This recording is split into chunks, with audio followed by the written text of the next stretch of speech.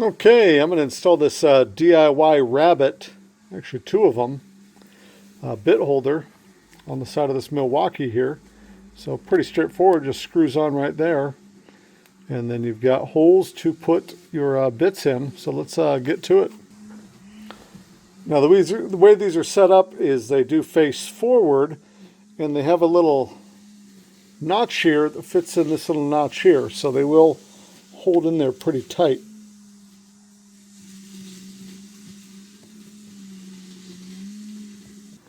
All right, that took all of about 15 seconds to do. So these are really low profile, which is nice. Kind of keeps them right against the body. Of course, you have to have some room here to fit the bits. And the bit storage in this, those magnets are pretty tight. That's pretty nice. Let's find some other stuff to put in here.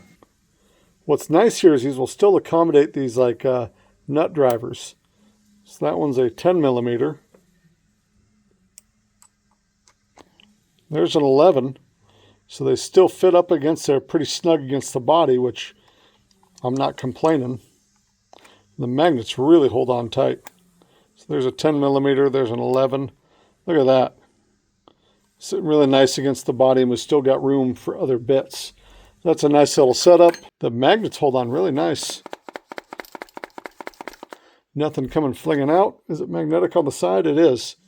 So we can put our screws on the side and hold on to those with the magnets as well. That's really nice. So you got all your screws sitting here. We got our bit holders. We got our different bits. It holds on really well with those magnets inside. That's a great little setup, man, for turning this thing into a little magnetic powerhouse.